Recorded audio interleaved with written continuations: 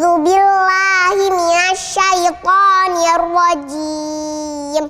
Bismillahirrahmanirrahim. Nun wal qalami wa ma yasturun. Ma anta bi ni'mati rabbika bimajnun. Wa inna laka la ajran ghayra mamnun.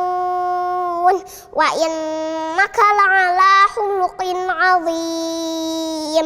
Fasatubsiru wa yubsirun bi ayyikumul maftun. Inna rabbaka huwa a'lamu biman dhalla 'an sabilihi wa huwa a'lamu bil muhtadin. Shadaqallahul 'azim.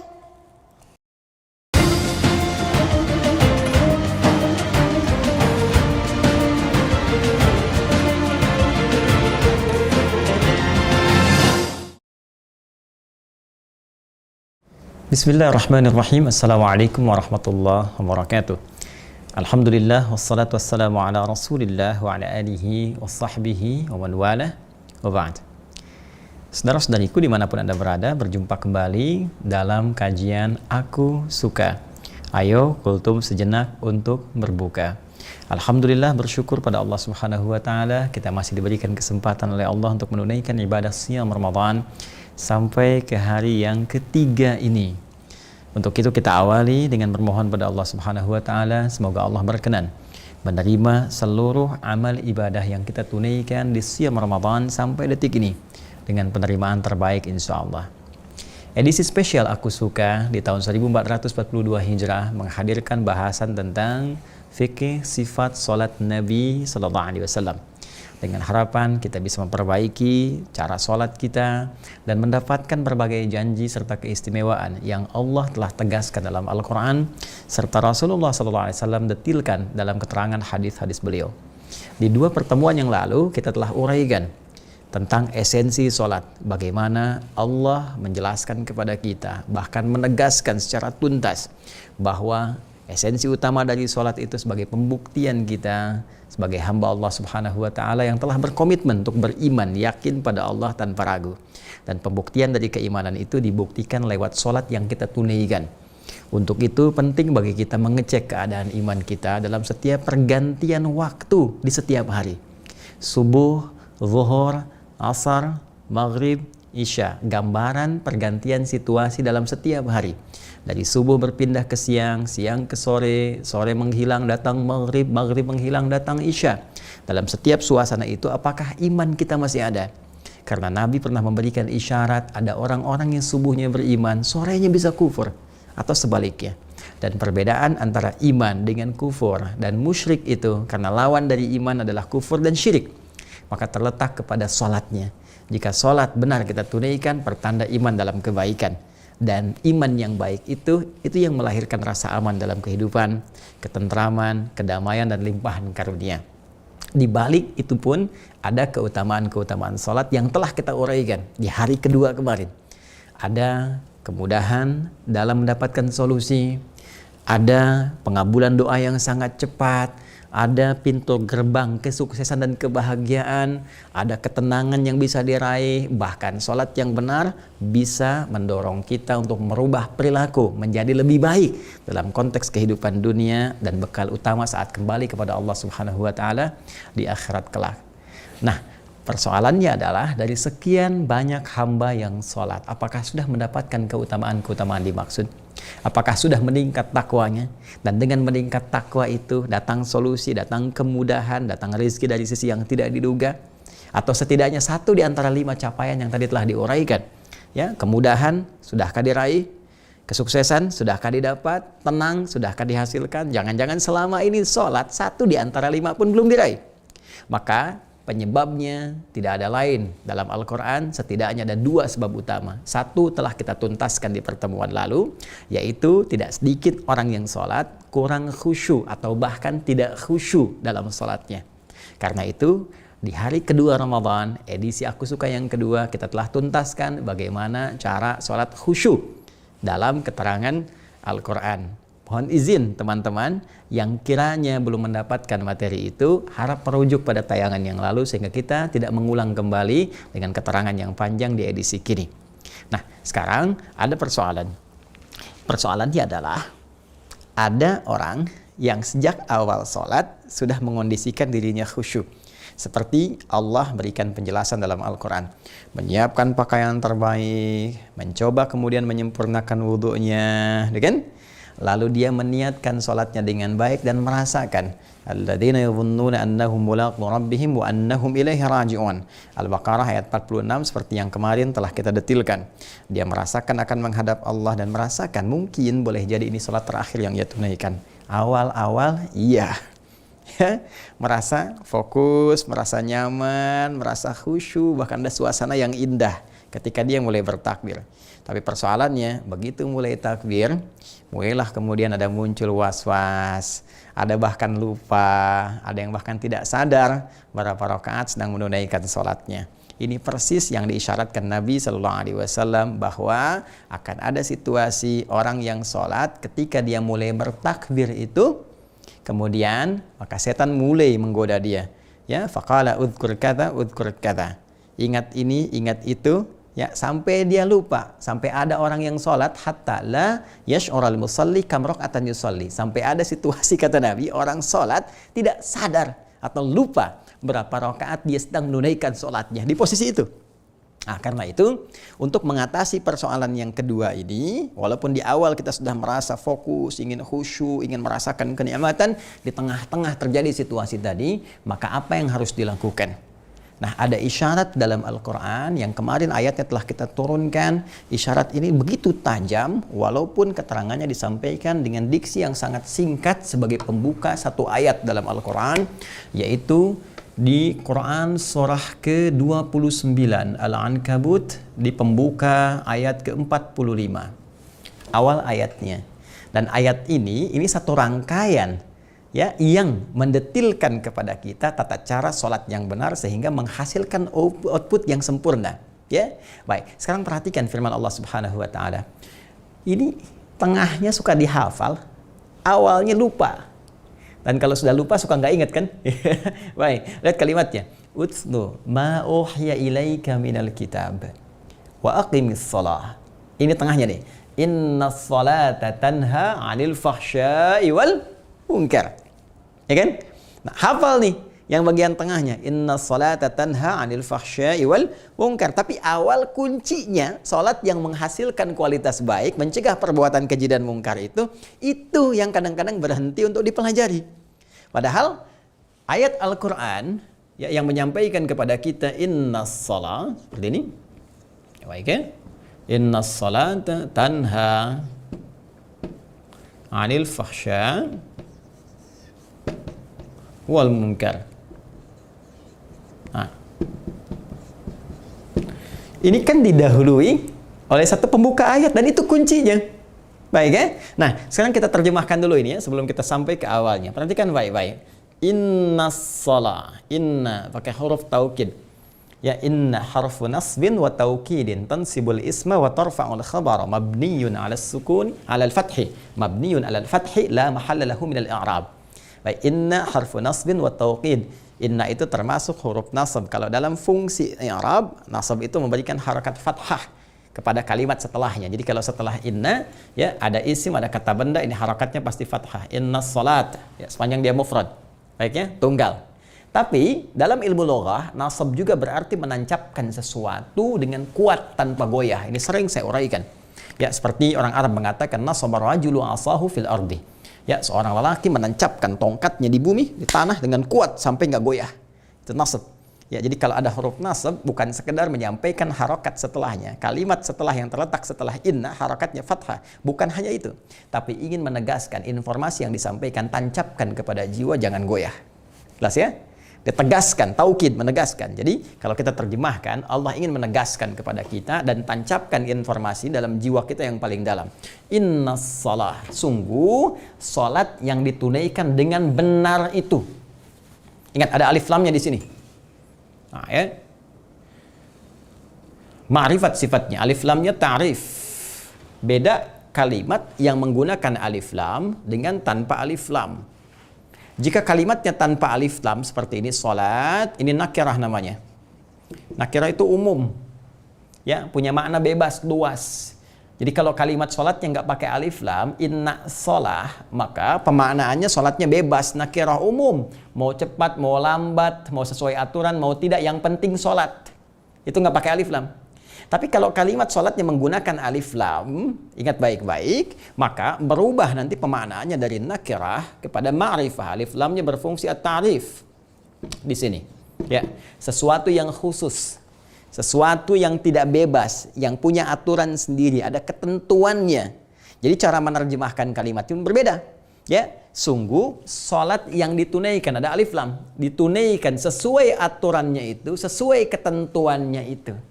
Dan semua kalimat salat dalam Al-Quran yang bermakna ibadah, dibuka dengan takbir, di akhirnya dengan salam, itu bentuknya ma'rifah. Kalau dia tidak menggunakan alif lam, dhamir. Ya, dhamir, bersandar dengan kata ganti. Ya, silahkan cek kalimat salat pertama di Al-Baqarah ayat 3. Alladzina yu'minuna bil ghaib wa yuqimunas shalah. Ayat 43, wa aqimus salata, ya, wa atuz zakah. 45, wasta'inu bis sabri was salah. 153, ya ayyuhalladzina amanu ista'inu bis sabri was salah. Ya, silahkan mau cari di mana lagi? Quran surah 11 Hud misalnya, ayat 114, aqimis salata tarafain nahar, ya, wa zulafan minal lail. Quran surah ke-17 misalnya, ayat ke-78, aqimis salata liduluqis syamsi ila ghasaqil lail, aqimis salah. Bahkan termasuk di ayat ini, innas salah, pakai alif lam. Ingin memberikan kesan bahwa salat yang kita harus tunaikan itu harus ikut aturan. Jangan sembarangan. Nggak boleh sebebasnya. Nah, salat yang ikut aturan ini, yang benar ditunaikannya, itu yang akan memberikan dampak pada pelakunya, tanha anil fahsyai wal munkar.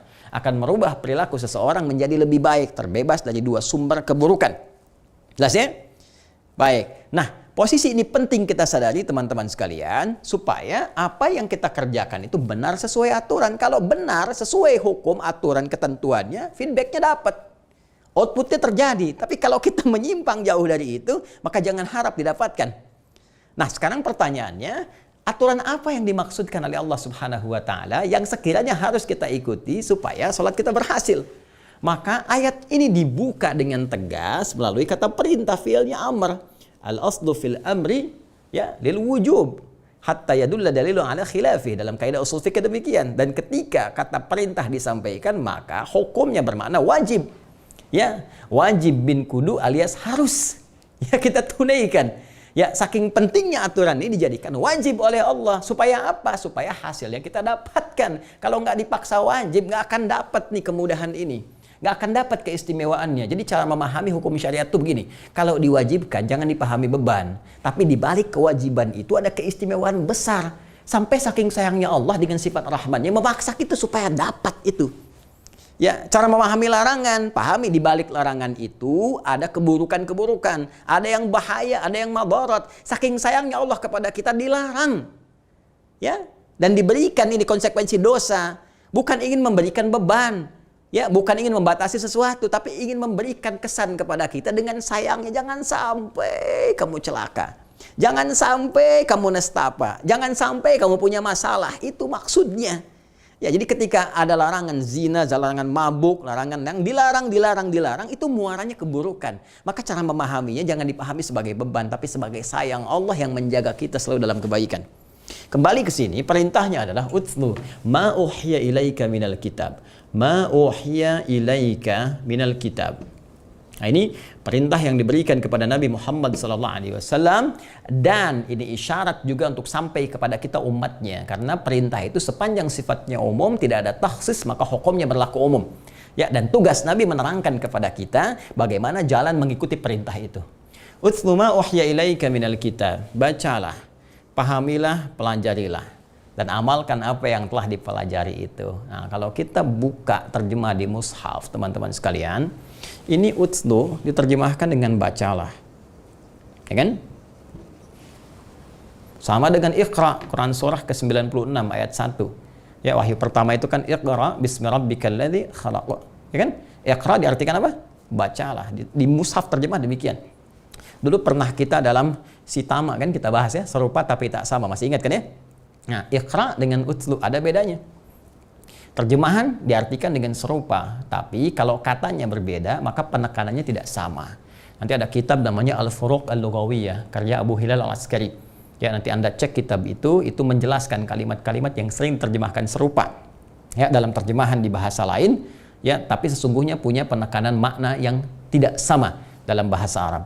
Karena tidak sama, maka katanya berbeda. Satu Iqra, satu utlu. Kalau Iqra itu hanya sekedar ya membaca atau menghadirkan satu bacaan dari apa yang nampak tanpa menuntut pemahaman dari apa yang kita baca itu. Asalnya demikian. Ya, jadi membaca sesuatu tanpa menuntut pemahaman dari apa yang dibaca, atau menghadirkan sesuatu yang diingat tanpa menuntut pemahaman dari apa yang kita ingat. Ya, kamu kemarin ngapain? Kita sampaikan. Ya, ketika dibacakan pada orang itu qiraah namanya, tanpa menuntut pemahaman. Atau ada tulisan minta dibaca, ini bacalah tanpa menuntut kita memahaminya apa maksudnya, itu qiraah namanya, Iqra. Tapi kalau sudah utlu itu dari kata tilawah. Tilawah itu mengandung setidaknya 3 makna utama. Satu, baca. Yang kedua, pahami apa yang dibaca.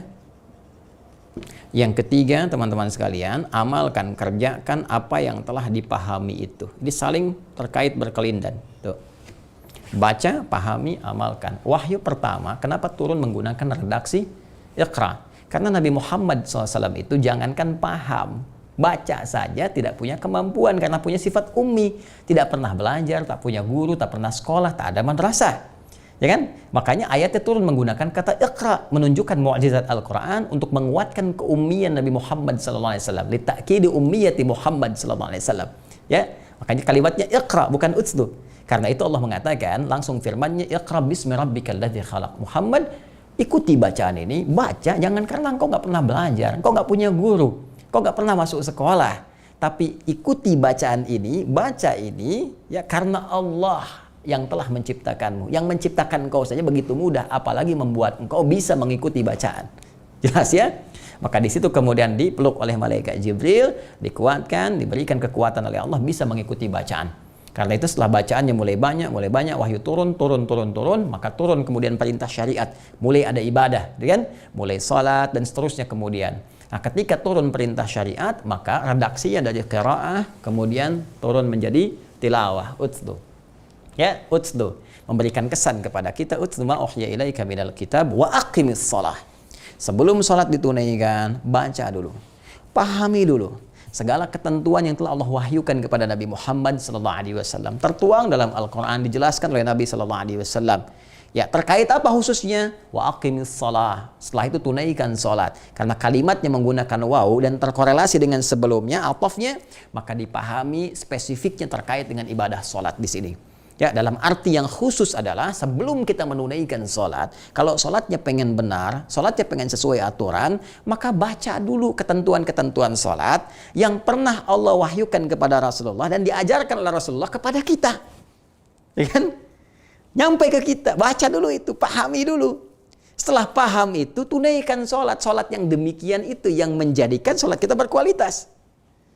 Sekarang persoalannya, tidak sedikit orang sholat kekinian, dia tidak paham, tidak mengerti apa yang dia baca dan dia lakukan dalam sholatnya. Jujur, katakan pada diri kita masing-masing, ya kan? Sampai detik ini berapa persen bacaan sholat yang kita pahami? Ya, jangan kita lah, Anda, saya. Baik, berapa persen? Jangan-jangan selama ini sujud gak ngerti yang dibaca, ruku gak paham yang diungkapkan. Jadi bagaimana sholat kita bisa khusyuk? Ya. Dan ini yang menjadikan permainan setan, waswasnya masuk di sini. Karena antara apa yang diucapkan lisan dengan apa yang difikirkan itu nggak ada koneksi, apalagi masuk ke dalam hati, nggak nyambung. Ya, harusnya kan dari lisan naik ke pikiran turun ke hati. Bedakan dengan cinta. Kalau cinta kan dari mata turun ke hati, gitu kan? Ya, kalau iman tuh dari lisan naik ke pikiran turun ke hati, bersemayam dalam jiwa, memancarkan gelombang-gelombang kebaikan pada seluruh anggota tubuh. Catat tuh, bikin status. Ya. Jadi gambarannya demikian. Apa yang diungkapkan oleh lisan, Allahu Akbar. Pikiran menerjemahkan, Allah Maha Besar. Hati meresapi, ya Allah, aku komitmen mengatakan setiap waktu dalam sholat, Engkau yang Maha Besar. Tapi ya Allah, Kadang-kadang aku dalam kehidupan bahkan sebelum sholat merasa besar, sombong terhadap orang lain, merasa yang paling hebat, merasa yang paling luas ilmu, merasa yang paling kaya, merasa yang paling tinggi dibandingkan orang lain. Aku taubat ya Allah, aku mohon ampun. Sehingga ketika lisan mengucapkan, pikiran menerjemahkan, tidak ada celah bagi setan untuk menggoda. Ini persoalannya lisannya takbir Allahu Akbar, setan masuk ke pikiran karena nggak paham, maka disebutkanlah di situ handphone hu akbar, kata setan itu, Facebook hu akbar, YouTube hu akbar, ya pekerjaan hu akbar. Jadi semua lebih besar dibandingkan dengan sholat itu sendiri yang kita kerjakan. Akhirnya apa? Orang-orang yang sedang sholat bahkan nggak sadar berapa rakaat sedang menunaikan sholatnya, seperti hadis Nabi tadi yang disampaikan. Ya, subuh yang 2 rakaat saja. Karena orang bertanya, kenapa mesti 2? Ya 2 aja, karena Anda kerjakan 3, Joni. Ya, kenapa? Karena tadi ya tidak ada kesan ini yang dibangun. Nah, karena itulah penting bagi kita untuk belajar, karena sholat yang bergeser dari aturan ini konsekuensinya agak berat, teman-teman sekalian. Kalau tidak melahirkan kekhusyuan, maka boleh jadi kalau sengaja dilakukan bisa mendapatkan satu hal yang tidak kita senangi, yaitu tertolaknya ya di sisi Allah Subhanahu wa taala, atau tidak adanya penerimaan di sisi Allah Subhanahu wa taala, yang menjadikan kita mesti mengulang supaya lebih baik itu ditunaikannya. Kisah ini pernah terjadi pada seseorang sahabat di masa Nabi Sallallahu Alaihi Wasallam untuk memberikan isyarat kepada kita di masa kini agar memperbaiki keadaan sholat kita. Kalau memang punya keinginan selain mendapatkan pahala dari Allah, juga manfaat-manfaat keutamaan sholat yang telah kita uraikan bahkan di 2 edisi yang lalu. Ya, hadis ini tercantum dalam Sahih Al-Bukhari. Al-Bukhari nomor hadis 757. Nah, kalau nomornya mungkin agak berbeda karena mungkin cetakan atau ada ikhtisar dengan umum, lihat di Kitabul Adzan. Ya, Kitabul Adzan. Nah, ini pasti ketemu kalau Kitabul Adzan. Lihat rawinya. Nah, ini rawi yang meriwayatkannya sahabat Abu Hurairah. Abu Hurairah radhiyallahu taala anhu. Di hadis Muslim juga ada dengan redaksi yang serupa. Ya, hadis Muslim nomor hadis 397. Nah, ini rawinya, kisahnya nanti terkait dengan seorang bernama Khalad ya bin Rafi' Az-Zuraiqi. Az-Zuraiqi. Nah, ini kurang lebih demikian. Ya. Khalad bin Rafi' Az-Zuraiqi. Jadi yang bersangkutan ini, teman-teman sekalian, dia datang ya ke Masjid Nabi sallallahu alaihi wasallam, kemudian dia salatnya atan Nabi sallallahu alaihi wasallam, kemudian thumma yusalli wa kana Nabi sallallahu alaihi wasallam fi nahiyatin minal masjid. Dia salat di sisi Nabi di sisi yang lain. Jadi ada ilustrasinya begini, dia salat di sini kurang lebih lah ya, Nabi misalnya di sebelah sana gitu kan, kurang lebih demikian. Jadi dia masuk masjid, ja'a rajulun ila Nabi sallallahu alaihi wasallam gitu kan. Datang seorang laki pada Nabi sallallahu alaihi wasallam, masuk ke masjidnya, fadakhala al-masjid an-nabawi, bima makna datang ke masjid Nabi, kemudian dia salat dan Nabi sedang berada di sisi yang lain. Nah, ketika dia telah selesai dalam salatnya, ya, dia salam, falamma sallama yaminan wa syamalan, dia salam ke kanan dan ke kiri, ya, thumma atan nabiyya sallallahu alaihi wasallam. Dia mendatangi Nabi sallallahu alaihi wasallam, faqala assalamu alayka ya Rasulullah. Dia langsung berkata, assalamu alayka ya Rasulullah sallallahu alaihi wasallam. Ya, apa jawab Nabi?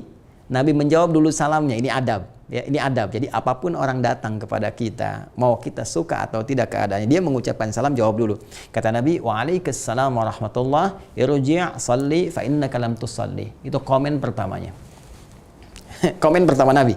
Perhatikan kalimatnya. Waalaikumsalam warahmatullah. Semoga Allah melimpahkan keselamatan, rahmat Allah ya dan kedamaian kepada dirimu. Irji' salli. Tolong balik lagi sholat, fa innaka lam tusalli, karena Anda belum sholat. Padahal telah selesai tadi sholatnya. Kemudian fa'ada sholatahu, maka dia kemudian mengulang sholatnya. Kemudian datang lagi ke Nabi mengatakan assalamualaikum ya Rasulullah. Nabi jawab dengan yang serupa. Waalaikumsalam warahmatullah. Dengan irji' salli fa innaka lam tusalli. Silakan balik lagi sholat karena Anda belum sholat. Ya, sampai dia ulang 3 kali. Ya, sampai dia datang kepada Nabi mendapatkan jawaban yang serupa. Lalu dia berkata, ya Rasulullah, ma uhsinu ghairah. Ya Rasulullah, saya bisanya kayak gini sholatnya. Ya, saya nggak bisa lagi, lebih baik selain daripada yang tadi saya dapatkan ilmunya nyampe segini. Tapi yang paling indah adalah, perhatikan, alimni, mohon ajarkan kepadaku bagaimana cara sholat yang Anda maksudkan tadi. Nah, jadi kalau memang belum tahu, jangan dipaksakan dalam ketidaktahuan. Ini satu hikmah dalam hadis ini. Kalau kita memang tidak tahu, jangan membuat sebuah kesan bahwa kita itu mesti tahu atau mempertahankan ketidaktahuan kita. Ya, ngaku-ngaku tahu atau bertahan dengan ketidaktahuan di belakang buka Google misalnya. Tidak, ya jelaskan apa adanya aja supaya tidak menimbulkan beban, apalagi dalam ibadah bisa keliru nantinya. Ya, karena itu di sini dengan sangat indah dikatakan alim nih, mohon ajarkan saya Rasulullah. Nah, pengajaran inilah yang menjadi detil kepada kita bagaimana Nabi menuntun cara sholat yang benar dari awal sampai dengan akhirnya. Dari awal sampai dengan akhirnya. Dan inilah nanti yang akan menjadi inti bahasan kita sampai akhir Ramadan insya Allah. Ya, bila Allah memberikan kita kesempatan untuk membahas dari titian penjelasan Nabi SAW ini. Nanti ada kalimat Nabi yang Nabi sampaikan dari awal sampai dengan akhirnya. Kalau kita benar kerjakan ini semua sesuai petunjuk Nabi SAW, maka makna sholat itu akan tersemai dalam jiwa kita. Ya, dari 2 hari kemarin ya kita pernah uraikan, nih ada korelasi esensi keutamaan ya dengan makna sholat. Makna sholat itu setidaknya punya 2 pemaknaan yang sangat luar biasa dan ini menjadi intinya. Ini menjadi intinya. Teman-teman sekalian, kata salat, as-salat, ya, as-salat. Ini secara bahasa itu kalau kita lihat di kitab-kitab fikih sering diartikan dengan doa. As-salatu lughatan ad-doa. Ya. Doa. Karena melihat seluruh isinya ya yang kita lakukan dalam salat itu umumnya adalah doa yang kita sampaikan kepada Allah Subhanahu wa taala. Doa supaya diberi rizki, kan? Warzuqni, doa supaya dilindungi, wajburni, doa supaya dirahmati, warhamni, doa supaya diampuni, rabbighfirli, kan? Dan seterusnya. Umumnya doa, minta. Ya, fasalli lahum, inna salataka sakanan lahum. Maka doakan mereka. Itu diantara turunan kata salat bisa mengandung arti doa. Nah, kalau begitu kenapa nggak disebut doa saja? Kenapa mesti salat? Kalau artinya doa, kenapa nggak doa saja? Ya misalnya ya sudah ibadahnya disebut doa bukan sholat. Kenapa harus menggunakan kata sholat? Walaupun sama-sama punya arti doa. Nah ini penting kembali kita ngaji secara kebahasaan. Ternyata kata sholat ini teman-teman kalian, ya saudara-saudariku, ini juga seakar punya tautan kata dengan kata silah. Ya, punya tautan kata. Jadi kalau kita cari sampai ke akar dalamnya kita temukan ini. Ya, wasala yasilu. Wasala yasilu, ya kan? Waslan wa wusulan wasilatan, ya kan? Sesuatu yang sampai, sesuatu yang terhubung dengan erat, yang sulit untuk dilepaskan. Sesuatu yang sampai, sesuatu yang terhubung dengan erat, yang sulit untuk dilepaskan. Pernah dengar kata silaturahim? Ya, silaturahim. Itu hubungan kasih, perasaan yang dalam, yang terhubung dengan erat sehingga sulit untuk dipisahkan. Jadi kalau teman-teman suka bikin kumpulan kan, kumpul, terus teman-teman suka kasih tema silaturahmi kan, atau silaturahim. Nah, silaturahim itu sesungguhnya itu bukan saat kumpulnya teman-teman bisa perhatian, tanya, ketawa, ceria, gitu kan? Intinya bukan di situ. Ya karena kalau nyapa, tertawa orangnya ada. Inti silaturahim itu adalah suasana yang terbentuk dalam keadaan kita bertemu, saling merasakan ketika berpisah, ada tautan yang tak terpisahkan. Jadi walaupun orangnya nggak ada kesannya dalam jiwa kita. Kita doakan, kita kenang, kadang-kadang kita ingat, kadang-kadang kita telepon atau kita WA dan sebagainya. Itulah intinya. Ya, jadi esensinya ada hubungan yang tak terpisahkan walaupun dia berada dalam keadaan yang terpisah. Ya, beda dimensi misalnya dalam tempatnya misalnya atau waktunya, dia di luar negeri, kita di sini dan seterusnya. Ya. Nah, itulah silah. Jadi hubungan erat yang sulit terlepaskan. Ibadah yang mengatur agar kita terhubung dengan Allah. Sehingga sulit terpisahkan dalam setiap keadaan.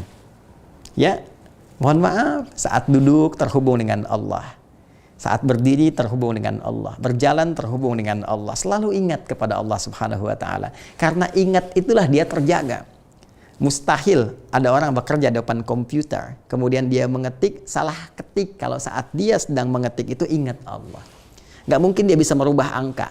Gak mungkin dia bisa merubah invoice. Ketika dia akan menuliskannya, dia ingat Allah Subhanahu wa taala. Mustahil dia korupsi. Ya, apapun itu yang dia kerjakan, dalam pekerjaankah, dalam bantuankah, bantuan sosialkah, macam-macam, mustahil ketika dia kerjakan dia ingat Allah. Jadi mengingat Allah itu penting. Ya, karena itulah ibadah yang melatih kita terhubung dengan Allah supaya ingat itu disebut dengan sholat namanya. Sholat, ya, sesuatu yang menjadikan kita selalu ingat terhubung dengan Allah Subhanahu wa taala. Nah, karena itu di antara makna kebahasaannya secara etimologi juga disebut dengan doa, karena dengan berdoa itu keadaan kita terhubung dengan Allah. Bukankah saat berdoa kita merasa dekat dengan Allah? Bukankah kita terkoneksi dengan Allah? Jadi asalnya itu ini sesuatu yang terhubung dengan kuat sehingga membuat kita selalu ingat. Ingat itu dalam bahasa Arab, bahkan dalam bahasa Al-Quran disebut dengan zikir namanya. Zikrun. Ya, zikir. Ya, karena itu orang yang sholatnya benar, pasti pasca sholatnya dia teringat terhubung dengan Allah. Ada kondisi zikir dengan Allah Subhanahu wa taala. Ini yang disebutkan jelas dengan tegas di Quran, ya, surah keempat An-Nisa di ayat 103. Ya. Perhatikan kalimatnya. Fa idza qadaytumus shalah, maka jika salat telah tuntas Anda kerjakan dengan benar itu, fadhkurullah. Fadhkurullah. Maka cepatlah Anda ingat kepada Allah. Maksudnya apa? Orang yang salatnya benar itu pasti akan cepat terbangun koneksi dengan Allah. Ya, cepat ingat itu. Karena ingat itu dirinya terjaga. Qiyaman wa qu'udan wa ala junubikum. Dia berzikir. Makanya setelah sholat, kalau ada belum nyambung benar, dilatih lagi lewat zikir. Subhanallah, alhamdulillah, sampai 33 kali. Maksudnya supaya kita nyambung, supaya kita ingat.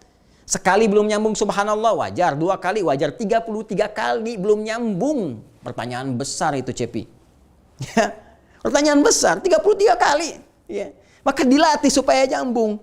Karena itu idealnya pasca sholat itu sudah nyambung. Bahasa Al-Qurannya, فَإِذَا قَضَيْتُمُ الصَّلَاةَ فَاذْكُرُوا اللَّهَ. Begitu selesai menunaikan salat itu, dia bergegas berzikir kepada Allah. Nyambung dia. Qiyaman dia berdiri keluar dari masjid. Begitu keluar, kalau dia nyambung dengan Allah, mustahil dia keluar dari masjid tertukar sandal. Mustahil. Karena ketika dia mau pakai, ini mustahil. Punya saya bukan ya? Punya saya bukan ya? Oh, ini yang punya saya. Mirip rupanya. Padahal dia ke masjid nggak pakai sandal. Jadi mustahil begitu. Nah, ini ke bawah. Wa qu'udan dalam duduk di pekerjaan. Ya, wa ala junubikum ketika kita berbaring dan sebagainya. Ingat Allah, suasana mengingat Allah itu indah. Karena itu keadaan kita terjaga selalu dalam kebaikan. Itu yang mendatangkan rahmat Allah yang kita bahas kemarin. Banyak keutamaan kita dapatkan. Apakah doanya cepat dijawab? Orang dekat dengan Allah. Anda dekat dengan pimpinan aja mudah pekerjaan Anda, apalagi dekat dengan Allah. Aksesnya tanpa batas.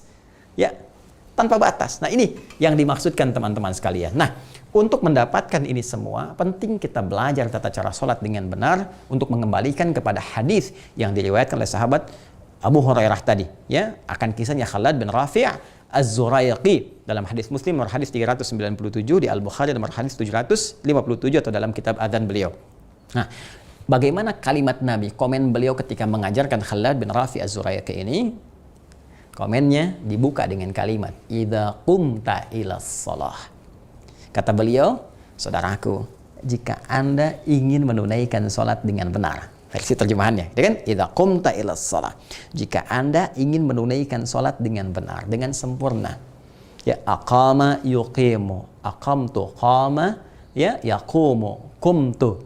Baik. Jadi qama itu tegak berdiri sempurna. Kalau kita katakan dalam bahasa Arab berdiri sempurna, qiyam. Ya, sesuatu yang menunjukkan kesempurnaan, tegak, sempurna. Aqama berusaha menegakkan diri dengan sempurna. Ya, yuqimu iqamatan. Makanya sebelum kita menunaikan salat, senantiasa kalimat salat di Al-Qur'an kadang-kadang diiringi dengan turunan kata aqama yuqimu. Yuqimu jamanya yuqimun wa yuqimunas shalah. Dan orang-orang yang menyempurnakan salatnya. Kita bertanya bagaimana menyempurnakan salatnya? Kata Nabi, idza qumta ilas shalah, jika salatmu ingin sempurna, engkau tunaikan dengan benar, maka aturan pertama fa'asbighil wudu. Fa'asbighil wudu, sempurnakan dulu wudumu. Tuh. Kata sebagian ulama mengomentari hadis ini kok yang bermasalah salatnya, yang dikomen wudunya. Maka boleh jadi ada korelasi yang sangat dalam antara salat dengan wudu. Kalau tadi Khalad bin Rafi' Az-Zuraiqi yang salah dalam salatnya, Nabi akan langsung tunjukkan. Ini keliru di sini. Tapi ketika menyebutkan wudu terlebih dahulu, menegaskan satu korelasi. Ada satu hubungan yang sangat erat antara wudu dengan salat. Jadi kalau ada orang wudu nggak sempurna, sudah nggak benar wudunya, ini udah bisa dipastikan pasti salatnya pun bermasalah. Jadi wudu itu penting. Silahkan cek deh kalau ada orang wudhu nggak benar, ya takut, ya kan? Ya, kemudian kaki cuma begini, tangan coba cek, selesai, itu pasti sholatnya bermasalah. Karena itulah ulama menempatkan wudhu sebagai syarat utama sebelum menunaikan sholat. Walaupun dia bukan bagian dari rukun sholat, tapi menjadi syarat. Kalaupun sholatnya benar ditunaikan dari awal sampai akhir, sampai nangis, berlinang air mata, ya Allah, sujudnya lama, sampai salam bagus, tapi nggak wudhu, maka tidak sah sholatnya. Ya, karena wudhu pengantar sahnya sholat, dan nanti hikmah wudhu ada kaitan erat dengan makna-makna sholat. Karena itu dia disebut wudhu. Nanti kenapa kemudian yang pokoknya ada 4? Kenapa yang satu dibasuh redaksinya, yang satu cuma diusap? Dan kenapa kemudian ditutup dengan doa yang sangat indah? Apa hikmah di balik itu semua? Ada rahasia besar di balik wudhu yang mengantarkan kita pada kesempurnaan sholat. Rahasia itu insya Allah akan kita bahas pada episode berikutnya. Di hari keempat Ramadan dalam kajian Aku Suka, hanya ada di Aku Suka. Ayo kultum sejenak untuk berbuka. Insya Allah 4 Ramadan tahun 1442 Hijrah. Nah, saya ingin menekankan pada teman-teman sekalian, jika memang ada keinginan untuk memudahkan, untuk belajar di sela-sela kita kadang ingin berbaring, ingin mengulang kembali, cukup dibuka lagi yang catatan penuntut ilmu edisi spesial. Anda tinggal buka, mau edisi keberapa, Anda scan, maka akan keluar kemudian tuntunannya. Ya, bagi Anda yang telah dapatkan ini di UAH Corner, Anda masuk ke situ, Anda bisa akses, bisa pesan, bisa Anda dapatkan. Mohon bersabar dalam pengiriman, karena kami lihat ada traffic juga dalam pengiriman yang mudah-mudahan bisa didapatkan dengan baik. 1-2 hari ke depan insya Allah, apa yang telah teman-teman dapatkan akan menjadi kunci pengantar untuk belajar langsung terkumpul dalam satu madrasah. Kami siapkan sebuah skema untuk belajar menyempurnakan pelajaran-pelajaran pokok keislaman kita. Sekian untuk hari ini. Semoga Allah menerima ibadah siyam kita, menyempurnakan kekurangan kita, memberikan rahmat kepada kita, dan mengampuni dosa-dosa kita. Allahumma taqabbal minna innaka antas sami'ul alim wa tub 'alaina innaka antat tawwabur rahim. Rabbana atina fid dunya hasanah wa fil akhirati hasanah wa qina adzabannar. Bifadlika subhana rabbika rabbil 'izzati amma yasifun wa salamun 'alal mursalin wa akhiru da'wana alhamdulillahi rabbil alamin. Assalamualaikum warahmatullahi wabarakatuh.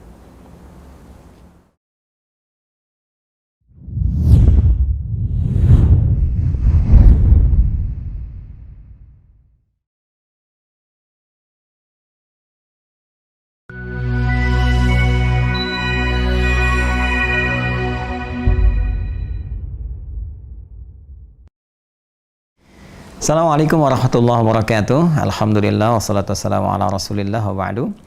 Saudara-saudariku dimanapun Anda berada, Alhamdulillah Allah telah menyampaikan kita pada hari kedua di bulan Ramadan tahun 1442 Hijrah. Bermohon pada Allah Subhanahu wa Ta'ala semoga berkenan menerima seluruh amal ibadah yang telah kita tunaikan, khususnya dari awal Ramadan sampai dengan saat ini. Saya sedang mengamati buku catatan penuntut ilmu spesial Ramadan yang untuk tahun 1442 Hijrah. Di sini ada panduan-panduan bagaimana kita belajar menuntut ilmu dengan baik, dan yang paling spesial adalah ada kolom yang bisa kita pelajari setiap hari. Jadi tersambung bersama kami belajar setiap hari dalam kajian Aku Suka. Ayo kultum sejenak untuk berbuka. Nah, di sini nanti kita sediakan teman-teman barcode-nya. Kalau Anda nggak sempat lihat tayangannya di sore ya menjelang berbuka, teman-teman langsung buka ini saja. Ya, buka buku ini, kemudian dilihat ada serialnya, nanti Anda tinggal scan saja. Ya, scan. Nah, ini sudah ada referensinya ya, seperti ini. Nanti tinggal dibuka, ya tersalurkan nanti kalau pas terkunci password, handphonenya dibuka dulu. Nah, kemudian nyambung. Ya, nyambungnya ke sini. Ya, langsung nanti teman-teman bisa cek apa namanya, ada sifat salat Nabi SAW. Dari pelajaran yang dimaksudkan, Anda bisa merangkum intisarinya di sini, ya, kemudian mencatat yang penting-penting atau mungkin bahan-bahan pertanyaan yang nanti bisa kita diskusikan. Nah, dari mana kita bisa berdiskusi? Ini yang penting ini saya sampaikan. Buku ini pula, barcode-nya nanti, satu di antara barcode sampai serial ke-30 akan ada salah satunya yang menunjukkan kepada aplikasi yang dalam waktu dekat kami akan launchingkan. Aplikasi itu akan menghimpun pembelajar-pembelajar serius yang memang mau belajar khusus dengan kami, yang ada di satu tempat, satu keadaan secara virtual. Jadi nanti kami akan launchingkan namanya, kemudian Anda yang punya paket di buku ini itu secara otomatis nanti bisa bergabung. Tinggal nanti mengisi formulir registrasi yang terhimpun nanti di barcode di buku ini. Dan tentunya akan ada data di admin kami, kesesuaian antara pemilik ya dengan yang akan mendaftar dan menggunakannya. Anda yang belum bergabung bisa mendapatkan paket ini di Waha Corner ya. Di Waha Corner juga nanti ada paket penyerta sebagai tambahan untuk menghafal Quran dari program yang telah kita jalankan sampai dengan hari kedua di bulan Ramadan ini. Ya tentu ada infak, hanya infaknya tidak seberapa, sekali lagi untuk bermanfaat juga jariah kita bersama, khususnya untuk membantu pembangunan pesantren tahap dasar untuk ibtidaiyah. Dan juga nanti tentunya ada yang kita gunakan untuk kegiatan-kegiatan dakwah yang lain, ya khususnya juga untuk mencetak beberapa buku yang juga bermanfaat untuk kita semuanya. Saya kira itu yang bisa saya sampaikan, mudah-mudahan bermanfaat, tetap bergabung bersama, semoga Allah rahmati kita. Assalamualaikum warahmatullahi wabarakatuh.